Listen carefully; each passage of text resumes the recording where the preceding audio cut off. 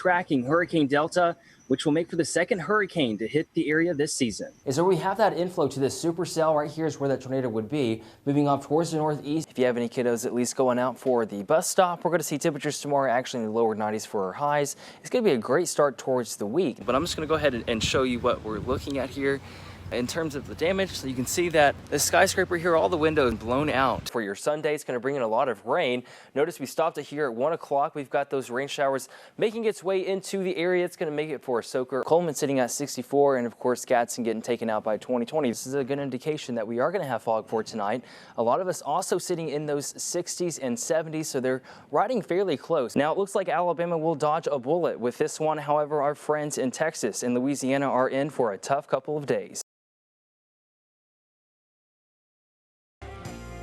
The sun is beginning to set here in Tuscaloosa. Definitely feels like a fall-like day here. Temperatures right now sitting at 70 degrees. Our high not really changed from that. Our high was actually at 74 degrees, and honestly, a lot of the state also seeing just about the same, but they're also a little cooler too. They're actually sitting in the 60s, 63 in Haleyville, 62 in Coleman.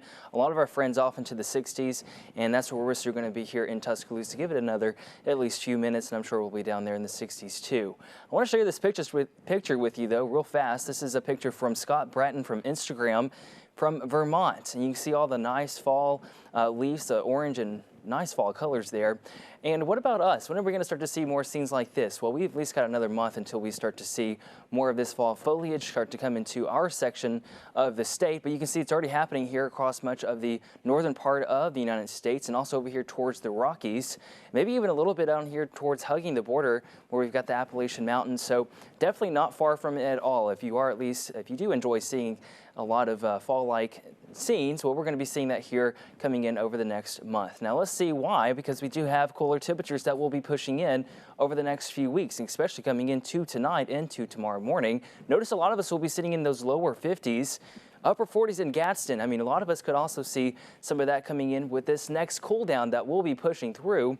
And for tomorrow, again, we're going to see some fairly nice conditions. We're going to be in the upper 70s, so it's going to feel really great outside, making for a beautiful day. Here's that next cool down that we're watching right here. The jet stream is going to at least pull down all the way into the southeast once again.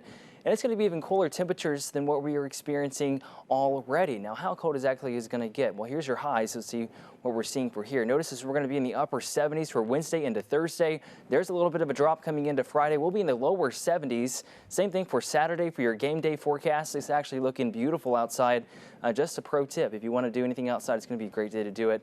And for Sunday, it'll be in the upper 70s too. So definitely some beautiful weather for us here across much of Alabama. Here's our 7-day forecast. I want to point out all of the sunny icons really lining up all throughout the map. Maybe a few clouds coming in Sunday into Monday.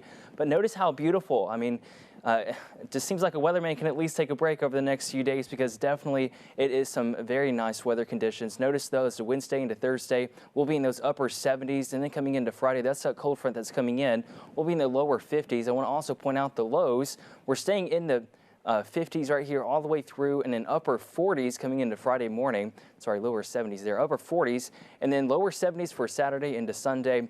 And then next week, we could also be back into those 80s, so next week will be warmer. We are live here in Lafayette, Louisiana, where we are tracking Hurricane Delta, which will make for the second hurricane to hit the area this season. Preparations are now underway along the Louisiana coastline as they prepare for what will be the second hurricane to hit the state in a matter of weeks. Kind of wish it was going somewhere else, but it doesn't look like it. Got to get all my loose stuff up. On Thursday, the National Hurricane Center updated the track of Hurricane Delta, giving it a similar path as Hurricane Laura. And the recent hurricane impacted Louisiana in late August, destroying over 10,000 homes and damaging more than 35,000 others. Not many homes or businesses escaped any damage. Look, as tarps cover many structures still in Lake Charles, Louisiana, and with major evacuation orders underway in areas still recovering from Hurricane Laura and many structures totally ruined, officials are urging residents to stay prepared. The advisory still shows that Assumption Parish will be in the wind field of tropical storm. Winds, sustained winds, so we encourage everyone to take that seriously and start making those preparations. Now, again, this will make for the second hurricane to hit Southwest Louisiana this season. And while Delta is not expected to become as strong, it is important to remember that many here are still recovering from Hurricane Laura, and it's going to make for a very sad situation. So reporting live here for Lafayette, Louisiana, I'm Christopher Pipkin.